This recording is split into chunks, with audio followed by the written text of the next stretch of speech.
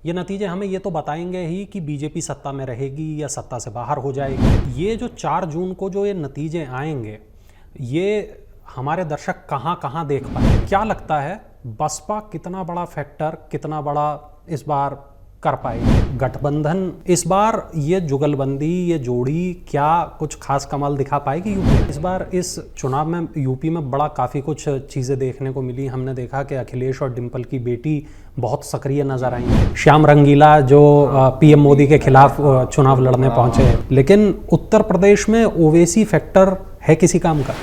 नमस्कार, मैं वरुण कुमार, आप देख रहे हैं अमर उजाला।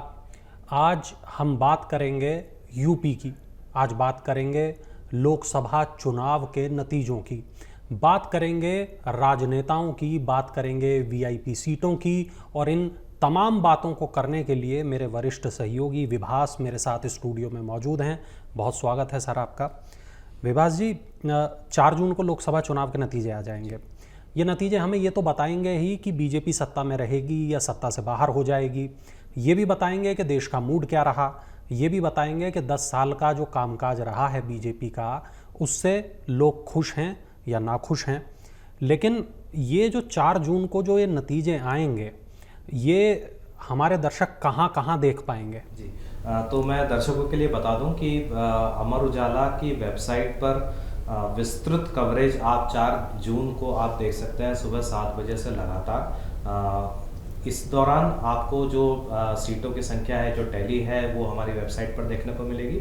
साथ ही हमारे जो न्यूज़ रूम के सारे जो वरिष्ठ सहयोगी हैं, उनके विश्लेषण, और जो हमारे साथ में बतौर अतिथि जुड़ेंगे उस दिन, जो भी एक्सपर्ट जुड़ेंगे, पॉलिटिकल एक्सपर्ट जो अलग अलग राज्यों पे पकड़ रखते हैं, वहाँ की राजनीति को समझते हैं, वो हमारे लाइव डिस्कशन का वहाँ पर हिस्सा होंगे। और अमर उजाला के मेन यूट्यूब चैनल के साथ साथ अमर उजाला उत्तर प्रदेश, अमर उजाला एमपी, राजस्थान, बिहार, आपका उत्तराखंड, हिमाचल, जो जितने भी हमारे यूट्यूब चैनल हैं, सभी पर जो है वो आपको चर्चा सुबह से आप वहाँ पर सुन सकते हैं। और नतीजे सबसे तेज़ और सबसे सटीक विश्लेषण आपको अमर उजाला पर मिलेगा। बिल्कुल। विभास, ये तो हो गई बात के कहाँ कहाँ हमारे दर्शक इसे देख पाएंगे। एक बड़ा सवाल ये, आप तो चूंकि तमाम लोगों के आपके पास में इनपुट आते हैं, बहुत बड़ी अमर उजाला की ग्राउंड पर मौजूद है टीम, तो क्या लग रहा है, क्या होने वाला है? देखिए, आपको एक पंक्ति उद्धृत करना चाहूँगा। श्रीलाल शुक्ल जी की किताब है राग दरबारी जी। तो उसकी एक पंक्ति है कि जो कहीं नहीं है वो यहाँ है, और जो यहाँ है वो कहीं नहीं है। तो उत्तर प्रदेश की जो सियासत है वो लगभग वैसी है, और जो कहीं नहीं है वो उत्तर प्रदेश में, और जो उत्तर प्रदेश में वो कहीं नहीं है, उसका वजह है कुछ उसकी, कि जैसे 80 सीटें हैं, सबसे ज़्यादा लोकसभा सीटें उत्तर प्रदेश से आती हैं। इसके अलावा माना ये जाता है कि जो वहाँ उत्तर प्रदेश जिसने जीत लिया प्रधानमंत्री, उसी पार्टी का होने जा रहा है। इसके अलावा वहाँ पर जितने भी राजनीतिक दल वहाँ मैदान में हैं, जितने भी खिलाड़ी हैं वहाँ सियासत के, वो भी अपने आप में सभी जो है वो अलग तरह के हैं। पहले हम देखते रहे कि लंबे समय वहाँ पर जो है वो पूरा जो 1990 के बाद का जो दौर था वहाँ पे हमने देखा सपा, बसपा, इन सब पार्टियों का वहाँ पर जोर रहा। हाँ जी। और उसके बाद में जो है वो लंबे समय वहाँ पर अलग अलग सरकारें वहाँ पर रही, और फिर 2014 में देखा हमने कि भाजपा ने जो है वहाँ पर रिकॉर्ड सीटें उत्तर प्रदेश में जीती, और प्रधानमंत्री मतलब नरेंद्र मोदी के प्रधानमंत्री बनने का जो रास्ता है, जो सीढ़ी है, वो उत्तर प्रदेश से ही वहाँ पर होकर गुजरी। अब पिछले जो चुनाव थे, उसके बाद 2017 का विधानसभा चुनाव आया, तो वो भी काफ़ी जो है नतीजे उसके चौंकाने वाले रहे। अब जो ये 2019 में फिर जब लोकसभा चुनाव हुए, तो भाजपा की सीटें 2014 के मुकाबले कुछ कम हुई। उस समय सपा बसपा साथ लड़े थे, अब सपा बसपा अलग अलग हैं। भूमिकाएं जो है वो कुछ कुछ बदली हैं, जैसे कि रालोद जो है वो अब एनडीए के साथ में है। तो ये समीकरण जो है वो ऑन ग्राउंड जो समीकरण है वो वहाँ पर बदले हैं। अब किसी ने नहीं सोचा था कि अमेठी से राहुल गांधी हार जाएंगे, बिल्कुल हार गए। तो ये नहीं किसी ने सोचा था कि वो उनका पूरा एक तरह से जो माना जाता है वहाँ पे कि पूरा कनेक्शन ही उनका टूट जाएगा अमेठी से। उसके बाद में चर्चा हुई कि अमेठी रायबरेली से राहुल गांधी, प्रियंका गांधी दोनों मैदान में होंगे, लेकिन अमेठी को नहीं चुना गया, रायबरेली से जो है वो राहुल गांधी चुनावी मैदान में उतरे हैं। तो ये आखिर तक चलता रहा कि अखिलेश यादव चुनाव लड़ेंगे नहीं लड़ेंगे, लेकिन अखिलेश यादव खुद चुनाव लड़ रहे हैं, डिम्पल यादव चुनाव लड़ रही हैं, धर्मेंद्र शिवपाल के बेटे चुनाव लड़ रहे हैं, धर्मेंद्र यादव चुनाव लड़ रहे हैं। तो ऐसे कई सारे जो है वो अलग अलग हमको यहाँ पे बड़े दिलचस्प जो राजनीति के चेहरे भी हैं, किरदार भी हैं, वो हमको उत्तर प्रदेश की सियासत के पूरे इस चुनावी रण में हमको देखने को यहाँ पर मिल रहे हैं। और जैसा कि अभी मैंने बताया आपको कि 2014 के नतीजे आए, 2019 के नतीजे आए, तो इन दोनों नतीजों को देखने के बाद में सीटें भी और जो नतीजे पूरी 80 सीटों के क्या रहते हैं, इसमें दिलचस्पी जो है वो सबसे ज़्यादा है। खासतौर से तब जब भाजपा जो है वो शुरुआती 5-6 चरण के चुनाव में कहती रही कि हमारा जो टारगेट है वो 400 पार का है, और बाद में जो है वो थोड़ा सा जो है वो विपक्ष ने आरोप लगाया कि अब आपने कहना बंद कर दिया, और जो विपक्ष भी है लगातार कह रहा है कि आपकी जो है वो 400 सीटें उस नहीं आने जा रही हैं। तो अब ऐसे में जब 400 सीटें जब एक तरह से जो है चर्चा का बिंदु बना हुआ है, टॉकिंग पॉइंट बना हुआ है, तो उन 400 सीटें आती है नहीं आती है ये तो जो है वो अब अभी हम नहीं इस पर कुछ कह सकते। ये 4 तारीख को भी तस्वीर साफ होगी, लेकिन उत्तर प्रदेश के 80 सीटों के जो भी रुझान आएंगे या नतीजे आएंगे वो ज़रूर तय करेंगे कि जो भी दावे किए गए या उन दावों का जो भी एक तरह से पलटवार किया गया, उनमें किसके दावे और किसका पलटवार जो है वो हकीकत के आसपास रहा। बिल्कुल, तो हम सभी को इंतजार है 4 जून का कि क्या। अच्छा विभास, एक बड़ा इसमें इंटरेस्टिंग फैक्टर बसपा का है जी। 2014 में बसपा अपना खाता तक नहीं खोल पाई, 2019 में उसने 10 सीटें हासिल की। अब हमने ये देखा इस चुनाव में बहुत ज़्यादा सक्रियता या बहुत ज़्यादा प्रचार उस तरह बीजेपी ये बसपा का हमें नहीं दिखाई दिया। साथ में हमने ये भी देखा कि आकाश आनंद ने कुछ ऐसे बयान दिए जिसकी वजह से मायावती ने उनको पार्टी से थोड़ा अलहदा कर दिया, थोड़ा दूर कर दिया। क्या लगता है बसपा कितना बड़ा फैक्टर, कितना बड़ा इस बार कर पाएगी? जी जी। देखिए, पिछली बार जैसा कि आपने भी बताया कि पिछली बार जो है वो सपा और बसपा साथ में लड़े थे, और बसपा की जो सीटें थी जो है वो करीब करीब वहाँ पर 10 सीटें बसपा ने जीती थी 2019 में। उससे पहले 2014 में खाता भी नहीं खुला था बसपा का। हाँ। अब उसके भी आप पीछे चले जाइए तो 2009 में 21 सीटें बसपा ने वहाँ पर जीती थी। तो बसपा का एक जो है वो एक अहम जो है प्लेयर है उत्तर प्रदेश की राजनीति में। ये एक सामान्य धारणा होती है राजनीतिक गलियारों में भी और राजनीतिक विश्लेषणों में भी, न्यूज़ रूम में भी। हम जब इस पे बात करते हैं, आप सड़कों पे चले जाइए तो लोग बात करते हैं, तो एक कही जाती है कि मायावती का जो वोटर है, कार्डर है, वो खिसकता नहीं। तो अब जब है इसमें, जब पिछली बार की हम अगर इसकी बात करते हैं तो पिछले जो चुनावों में जब ये सपा के साथ में गठबंधन करके इन्होंने चुनाव लड़ा तो 10 सीटें बसपा को मिली, सपा को 5 सीटें मिली। 19.4 जो है वोट शेयर रहा बसपा का वहाँ। तो आप बसपा को एकदम से खारिज नहीं कर सकते। सीटों में कन्वर्जन होना वो एक अलग चीज़ है, और चुनावी राजनीति में आपकी कामयाबी और नाकामी दोनों उसी से तय होती है कि आपने सीटें कितनी जीती। लेकिन वोट शेयर एक इम्पॉर्टेंट होता है कि आप रेस में बने रहें, आप उस दौड़ में बने रहें, उस जंग में आप बने रहें, उसके लिए वोट शेयर बहुत ज़रूरी रखता है। तो बसपा का वोट शेयर जो है वो 19% पिछली बार उसमें रहा है। इस बार जैसा आपने जिक्र किया कि अभिषेक आनंद का था, तो बड़ा जो है वो आश्चर्यजनक वो घटनाक्रम पूरा रहा, क्योंकि इसी तरह से उनको प्रोजेक्ट किया जा रहा था कि अभी उत्तराधिकारी हैं और मायावती के बाद में, या मायावती अगर सक्रिय राजनीति में नहीं रहेंगी तो पूरी तरह से कमान आकाश के हाथ में होगी। हाँ। लेकिन उनके कुछ बयान रहे, कुछ वो विवादों में आए। उसके बाद में जो है वो मायावती ने जिस तरह से खुलकर जो है वो सार्वजनिक तौर पे अपना बयान दिया कि अब वो इन चीज़ों को जो है नहीं देखेंगे, तो दोबारा कमान जो है वो मायावती के हाथों में है। और ऐसा कहा जाता है कि कई सारी जो है वो सीटें हैं उनमें काफ़ी सोच समझ के जो है प्रत्याशी बसपा ने उतारे हैं। बिल्कुल। फिर से वही बात कि सही है उनका दाव, नहीं है भारी पड़ेगा नहीं पड़ेगा, ये सब जो है वो 4 तारीख को हमको जो है इंतज़ार उस चीज़ का करना होगा। लेकिन हाँ, मैं व्यक्तिगत तौर पे बतौर पत्रकार मैं ये नहीं मानता कि आप पूरी तरह से बसपा को हम इस चुनाव में खारिज कर दें। मैं इस चीज़ को मैं नहीं मानता हूँ। कई सीटें हैं जहाँ पर जो है वो बसपा खेल बिगाड़ सकती है। खेल किसका बिगाड़ेगी बसपा, वो देखने वाली बात होगी। अच्छा विभास, एक बहुत महत्वपूर्ण सवाल, गठबंधन में इस मर्तबा राहुल और अखिलेश दोबारा एक साथ हैं, तो पिछली बार जब साथ आए थे तो कोई बहुत खास कमाल नहीं दिखा पाए थे। इस बार ये जुगलबंदी, ये जोड़ी क्या कुछ खास कमाल दिखा पाएगी यूपी में? देखिए, वो यूपी के लड़के करके और हाँ। काफ़ी उसको प्रचारित किया गया था, लेकिन उस समय वो नतीजे उस तरह से हमने नहीं देखे ज़मीनी तौर पे। तो मेरा ये मानना है कि इस बार के चुनाव अगर आप देखें उत्तर प्रदेश के संदर्भ में खास तौर पे, तो ये एक एक सीट और एक एक चेहरे का यहाँ पर चुनाव है। यहाँ पे अगर एक किसी नेता की लहर है नहीं है, इनकम्बेंसी फैक्टर है या एंटी इनकम्बेंसी फैक्टर है, ये दोनों चीज़ें अलग हैं। लेकिन आप उत्तर प्रदेश की सारी सीटों को आप देखेंगे तो आप देखेंगे कि एक एक सीट और वहाँ से जो चेहरे जो खड़े हैं, ये चुनाव मैं उनका ज़्यादा मानता हूँ बनिस्बत राहुल गांधी और अखिलेश यादव के। जैसे हमने कई नामों की अभी जैसे चर्चा की कि मान लीजिए अमेठी है या रायबरेली से खुद राहुल गांधी हैं। अब इनकी डिम्पल यादव की सीट जहाँ से वो चुनाव लड़ रही हैं, अखिलेश यादव जहाँ से चुनाव लड़ रहे हैं, अफजाल अंसारी जहाँ से चुनाव लड़ रहे हैं। अब ये सारी सीटें ऐसी है कि यहाँ पे जो भी उम्मीदवार यहाँ पर मैदान में है, वो उम्मीदवार अपने आप में काफ़ी जो है वो कहना चाहिए उसको कि डिसाइडिंग फैक्टर हो सकता है वहाँ की जो पूरी 80 सीटें आएंगी उनके नतीजों के लिहाज से।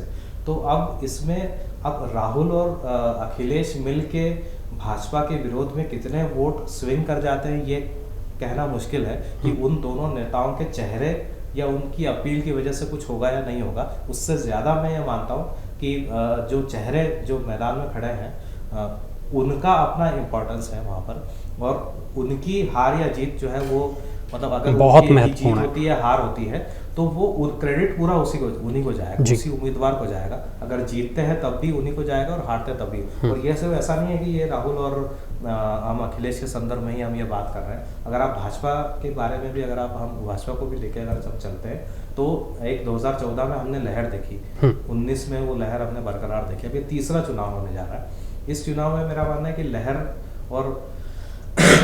लहर होना और एंटी इनकम्बेंसी फैक्टर का नहीं होना, ये 4 तारीख को हम देख पाएंगे।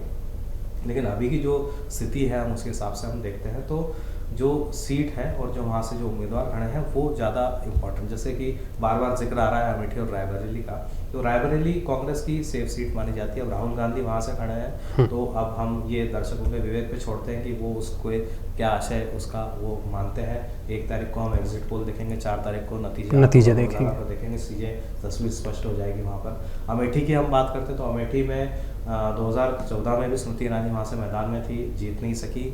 वोटों का जो अंतर था उनके और राहुल गांधी के बीच में तकरीबन 1 लाख वोटों का अंतर था। अब आते हैं 2019 में, स्मृति ईरानी ने बिल्कुल उलटफेर वहां पर कर दिया, चौंकाते हुए जीत राहुल गांधी को हरा दिया। लेकिन जो लीड उनका जो मार्जिन रहा वो 55,000 रहा। 1 लाख से जो राहुल गांधी आगे थे वो 19 में 55,000 से पीछे रहे। स्मृति ईरानी आगे चली गई, राहुल गांधी पीछे रह गए। अब जो ये अब अमेठी में जो जिस बार जो उम्मीदवार उतारा है, अब आप ये कहेंगे ठीक है, बेशक राहुल गांधी के कद के उनको नेता हम नहीं मानते क्योंकि वो तो चेहरा है राहुल गांधी कांग्रेस का, और गांधी परिवार भी है, दोनों चीज़ें हैं। लेकिन किशोरी लाल शर्मा राजीव गांधी के ज़माने से जो है वहाँ पर उस इलाके में वहाँ पर सक्रिय है। और जब रायबरेली जब सोनिया गांधी अमेठी से जब चुनाव लड़ी हैं तब वो उस समय वहाँ पर उन्होंने पूरा मैनेजमेंट संभाला। उसके बाद में राहुल गांधी के लिए सीट छोड़ी तब भी पूरा उन्होंने संभाला। तो ये नहीं कह सकते आप कि जो है वो कोई हल्के उम्मीदवार के तौर पे आप उसको नहीं कह सकते। मतलब बतौर हम तटस्थ होकर तो हम यही उसका आकलन करेंगे कि वहाँ पर टफ फाइट हम अभी भी मानेंगे, भले ही बेशक राहुल गांधी वहाँ पर हारे हुए हैं पिछली बार में, लेकिन जो लीड थी बहुत विराट नहीं थी। हाँ। तो उस 55,000 की लीड को मेंटेन रखना या उससे ऊपर जाना वो अपने आप में बड़ी, और अगर स्मृति ईरानी ऐसा कर दिखाती हैं तो वो जो है वो पूरा क्रेडिट, फिर से मैं कह रहा हूँ कि क्रेडिट उन्हीं को जाएगा, ईरानी को जाएगा। अगर आप जीतती हैं तब क्रेडिट पूरा स्मृति ईरानी को जाएगा, हारती है तो पूरा क्रेडिट जो है किशोरी लाल शर्मा को जाएगा। तो ये इस बार जो है वो चेहरों की लड़ाई मैं मानता हूँ राजनीतिक दलों के बनिस्बत उत्तर प्रदेश के संदर्भ में अगर हम बात करें कई सारी सीटों। अब अफजाल अंसारी की आप देखिए कि पिछली बार बसपा के टिकट पर लड़े, इस बार वो सपा से जो है वो मैदान में है। अब जो है वहाँ पे अब वो जीत हार जो होती है उससे ये तय होगा कि मुख्तार अंसारी फैक्टर वहाँ पर कितना काम करा नहीं रहा, हाँ। है ना। अब पूर्वांचल में अब 1 जून को नतीजे हैं, वोटिंग है। हाँ, पूर्वांचल की कई सारी सीटें हैं। माना जाता है कि भाई प्रधानमंत्री वहाँ से चुनाव लड़ रहे हैं तो वो एक पूरा पूर्वांचल को एड्रेस वहाँ पर करते हैं। तो अब जो है वो जैसे भाई गोरखपुर की सीट है, जब योगी आदित्यनाथ ने छोड़ी तो हार गई एक बार भाजपा में, हाँ, उपचुनाव में। हाँ, और फिर दोबारा 2019 में भाजपा ने वो सीट सपा से छीन ली। अब जब है वो दोबारा से वहाँ चुनाव है तो अब 2024 में अब हमें देखना वो फिर अगेन वही बात है कि जो है चेहरे और किरदार जो है वो कि रवि किशन या काजल निषाद। पार्टी का कैडर अपना होता है, पार्टी के कार्यकर्ता अपना काम करते हैं, एग्रेसिवली चीज़ें चलती हैं, वो सब सारी चीज़ें होती हैं, लेकिन अल्टीमेटली खड़ा जो है वो चेहरा चुनाव में खड़ा होता है। और फिर वही कहूँगा, हो सकता है हम सारे हमारे अनुमान गलत साबित हो जाए, लेकिन 2014 में जो स्थितियाँ थी, जो लहर थी, 19 में जो चीज़ें थी, उसके मुकाबले इस बार जो है थोड़ा सा परिवर्तन है, मतलब हमको अलग नजर आती है। जी, एंगल एक तरीके से अलग है। हाँ, मतलब इस बार वही है कि 4 तारीख के नतीजे ये बताएंगे कि बिल्कुल लहर रही नहीं रही, बिल्कुल एंटी इनकम्बेंसी रही। अच्छा, इस बार इस चुनाव में यूपी में बड़ा काफ़ी कुछ चीज़ें देखने को मिली। हमने देखा कि अखिलेश और डिम्पल की बेटी बहुत सक्रिय नज़र आई। इस बार हमने देखा कि मेरठ से जो बीजेपी के उम्मीदवार अरुण गोविल थे उनकी बहुत ज़्यादा चर्चा हुई। इस तरीके के कई इस बार चुनाव के रूप दिखाई दिए। तो ऐसे कोई आपको चीज़ याद आती हो और आपने ऐसा क्या देखा इस बार चुनाव में यूपी में जो आपको लगता हो कि ये एक नई बात थी? हाँ, जैसे कि बताया आपने कि उनकी जो है वो सुपुत्री इस बार चुनाव मैदान में मतलब वो रही, प्रचार का हिस्सा उसमें रही। तो एक ये जो है वो रहा। फिर कई सारे युवा उम्मीदवार जो हैं वो देखें, जो हमने देखे कि बाहर से आए हैं, चुनाव लड़ रहे हैं, जैसे इकरा हसन उनमें से एक है। तो एक वो थोड़ा वहाँ पर एक लाइमलाइट है उसमें। फिर अरुण गोविल का आपने जिक्र किया। अरुण गोविल भी जो है वो जो है चर्चित अभिनेता है, रामायण के जो आती थी दूरदर्शन पर उस समय के, तो वो मैदान में। हेमा मालिनी चुनाव लड़ रही हैं, रवि किशन चुनाव लड़ रहे हैं। तो ये जो है वो इस तरह के चेहरे मैदान में हैं जिन्होंने लाइमलाइट बटोर ली, जिन्होंने जो है वो बटोरी हुई है। और खुद अखिलेश यादव और डिम्पल यादव पति पत्नी दोनों जो है लोकसभा चुनाव इस बार लड़ रहे हैं। और मेरे पास एग्जैक्ट आंकड़ा नहीं है, लेकिन यादव परिवार से मुझे लगता है कि शायद 4-5 जो है वो सदस्य लड़ रहे हैं इस बार लोकसभा चुनाव। तो ये एक जो है वो एक बहुत इस बार फैक्टर देखने को मिला, बड़ा चर्चा में रहा। फैक्टर तो नहीं कहूँगा, श्याम रंगीला जो पीएम मोदी के खिलाफ चुनाव लड़ने पहुंचे जो है वो हुआ, उनका ये कहना था कि नॉमिनेशन वो नहीं फाइल कर पाए। हाँ। तो वो चीज़ें हैं, पुराने चेहरे जो है मैदान में है। राजनाथ सिंह जो है वो जो अटल जी और आडवाणी जी के दौर के नेता माने जाते हैं, तो वो पुराने चेहरे भी जो है इस बार है मैदान में। तो ऐसे कई सारे जो है वो अलग अलग मुझे लगता है कि लाइमलाइट की अगर आप बात करेंगे तो सुर्खियों की कोई कमी नहीं है, खबरों की कोई कमी नहीं है जो है वो, अगर उत्तर प्रदेश के संदर्भ में आप बात करें। हाँ। बाकी देश में भी कई जगह अलग अलग जो हो रही है, जैसे हम हैदराबाद की सीट की काफ़ी चर्चा हुई है। ऐसी कई सारी सीटें हैं, मध्य प्रदेश की कुछ सीटें हैं उनकी काफ़ी चर्चा रही है। कई जैसे सूरत है, इंदौर है, यहाँ पे जो है वो कांग्रेस का कैंडिडेट ही जो है वो वहाँ पर जो है नहीं लड़ पाया चुनाव। तो ऐसी चीज़ों सीटों की भी चर्चा हुई है। लेकिन वो तो दिल्ली है, दिल्ली में जो है कई सारे कैंडिडेट बदले हैं, सातों की सातों सीटें भाजपा ने यहाँ पर जीती थी। तो वो है। अब अरविंद केजरीवाल जेल से रिहा होकर आए तो उनका प्रचार और तमाम चीज़ें वो चर्चा में रहा। तो ऐसे कई सारी चीज़ें, लेकिन हाँ उत्तर प्रदेश के संदर्भ में अगर हम जब बात करते हैं तो ये रहा है। अच्छा, ये हमने देखा कि असदुद्दीन ओवैसी की जो चर्चाएं हैं वो तो बहुत ज़्यादा होती हैं, खबरें बहुत चलती हैं उनकी, लेकिन भीड़ बहुत उमड़ती है उनकी जनसभाओं में। लोग उनके भाषण को तमाम मोबाइलों पर देखते सुनते हैं, लेकिन उत्तर प्रदेश में ओवैसी फैक्टर है किसी काम का? देखिए, एक ओवैसी के बारे में जब हम देखते हैं तो आप देखिए कि वो पूरा उनकी राजनीति जो है वो हैदराबाद के आसपास से चलती है। लेकिन जो वोटों के लिहाज से जाएं तो आप देखेंगे कि महाराष्ट्र में औरंगाबाद के आसपास का जो इलाका है वहाँ पर उनका होल्ड है। फिर जो है वो बिहार में कुछ सीटों पर उनका वो है, उन्होंने अपना काडर वहाँ पर खड़ा किया। उत्तर प्रदेश में भी यही कहा जाता है। तो अब इसमें अब देखना ये होगा कि वही स्थिति जो बसपा के बारे में हम बात करते हैं, तो बसपा जो है वो काफ़ी जो है वो प्रमुख जो है वो राजनीतिक दलों में से एक है उत्तर प्रदेश के, लेकिन AIM उतना हम नहीं है, लेकिन वही देखना होगा कि जिन जिन सीटों पर अगर प्रचार कर रहे हैं ओवैसी या फिर वो उनके उम्मीदवार वहाँ पर खड़े हैं, तो किसके वोट में वो सेंध लगाते हैं।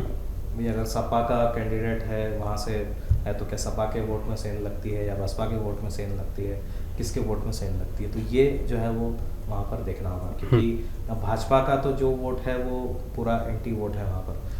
अब जो ओवैसी जिस तरह की राजनीति करते हैं उस राजनीति को देखते हुए उनकी पार्टी या उनके उम्मीदवार किस दल का जो है वो वोट वहाँ काटेंगे, फिर 4 जून को हम बिल्कुल उसका बिल्कुल। एक राष्ट्रीय लोकदल के जयंत चौधरी अब NDA का हिस्सा हैं और एक इस बार तृणमूल कांग्रेस भी एक सीट पर चुनाव लड़ रही है। ये दो, इनके बारे में और मैं आपसे जानना चाहूँगा। देखिए रालोद का जो है इधर बागपत मथुरा इधर पश्चिमी उत्तर प्रदेश में जो है वो अच्छा रहा है और तीसरी पीढ़ी है उनकी परिवार की, जो जयंत चौधरी तीसरी पीढ़ी का प्रतिनिधित्व करते हैं और इस बार जो है वो भाजपा के साथ में है। तो जो है वो अब चूँकि उस बेल्ट में जो है उनका अपना जो एक होल्ड है तो जो ये माना जाता था पहले कि जो भाजपा को मान लीजिए वोट जा रहा है और तो वोट कंसोलिडेट जो है वो होने वाली जो बात होती है तो वो जो है भाजपा ने एक तरह से उसको अपने पक्ष में करने की कोशिश की है। तो अब ये वही है कि नतीजे बता पाएंगे कि वोट बड़ा घटा जीते हारे, वो 4 जून को तस्वीर वो साफ होगी। लेकिन हाँ ये ज़रूर है कि जो है वो उस इलाके में वो रालोद का भाजपा के साथ में गठबंधन हो जाने से एक जो है वो अच्छी चुनौती जो है वो बसपा और सपा के सामने है वो वहाँ पर। बिल्कुल। तृणमूल कांग्रेस की जहाँ तक हम बात करते हैं तो खासतौर से जो वो बेल्ट है जहाँ से जिसका जुड़ाव थोड़ा बहुत जहाँ के लोगों का रहा है बंगाल की तरफ, तो पूर्वांचल और इसके आसपास का एरिया, वहाँ पर मुझे लगता है कि थोड़ा बहुत शायद हो सकता है कि वो कुछ स्विंग वहाँ पर हो जाए। लेकिन हाँ फिर भी मैं अगर हमने कई दलों की बात की, हमने बसपा की बात की, ओवैसी के दल की बात की, तो मैं तृणमूल को तो लेकिन मैं तीसरे नंबर पे ही हम रखेंगे। बिल्कुल। तो बिल्कुल चलते चलते एक आखिरी बिल्कुल सवाल, तो 1 तारीख के लिए क्या प्लानिंग है और 4 तारीख के लिए क्या प्लानिंग है, कहाँ कहाँ हमारे दर्शक इसको देख पाएंगे? जी 1 तारीख को शाम को जो है हम अमर उजाला पर आप खबरों के खिलाड़ी जो हमारा साप्ताहिक राजनीतिक चर्चा होती है विशेषज्ञों के साथ में, आप जो है वो उसे देख सकते हैं। 1 तारीख की ही शाम को अलग अलग चैनलों की तरफ से, अलग अलग एजेंसियों की तरफ से जो एग्जिट पोल आएंगे सामने, वो एग्जिट पोल हम जो है वो आप तक लेके आएंगे, सबसे तेज़ लाने की हम कोशिश करेंगे और उससे जुड़े जो विश्लेषण है वो हम आपको बताएंगे। एग्जिट पोल कैसे होते हैं, कितने सही होते हैं, नहीं होते हैं, पिछले चुनावों में पिछले जो 1-2 लोकसभा चुनाव हुए हैं 2014-2019 के, उसके एग्जिट पोल जब आए और नतीजे जो आए उनमें कितना फ़र्क रहा, हम ये आपको उस दिन बताएंगे। इसके अलावा 2 तारीख को जो 2 राज्यों के विधानसभा चुनाव के नतीजे जब सामने आएंगे तब जो है सुबह से आप लाइव उसको अमर उजाला की वेबसाइट और यूट्यूब चैनल पर आप देख सकेंगे, उससे जुड़े अपडेट। और 4 तारीख को जब जिस पे पूरे देश की निगाहें नज़रें टिकी हैं, 4 तारीख को लोकसभा चुनाव की सभी सीटों के जब परिणाम आएंगे 543 सीटों के, तब सुबह 7 बजे से लगातार आप amarujala.com और अमर उजाला के सभी यूट्यूब चैनल पर उसका आप कवरेज पूरा देख सकेंगे सुबह 7 बजे से, और देर रात तक जब तक कि सभी नतीजे नहीं आ जाते, तस्वीर साफ नहीं हो जाती, हम जो है लगातार अधिकतम जो है हम लाइव डिबेट और लाइव कवरेज के ज़रिए आपसे जुड़े रहने की और आप तक अपडेट्स पहुंचाने की पूरी कोशिश करेंगे। बिल्कुल, बहुत शुक्रिया विभास। तो आपको कहीं और जाने की ज़रूरत नहीं है, अमर उजाला आपकी हर ज़रूरत को पूरा करेगा, आपको बताएगा क्या चल रहा है देश की राजनीति में, राज्यों की राजनीति में। आप बने रहें अमर उजाला के साथ, देखते रहें अमर उजाला, पढ़ते रहें अमर उजाला। धन्यवाद। एग्जिट पोल 2024 1 जून शाम 6 बजे से, लोकसभा चुनाव के नतीजे 4 जून सुबह 7 बजे से। देखिए चुनाव नतीजों से जुड़ी हर खबर सबसे पहले, सबसे सटीक, केवल अमर उजाला पर, amarujala.com।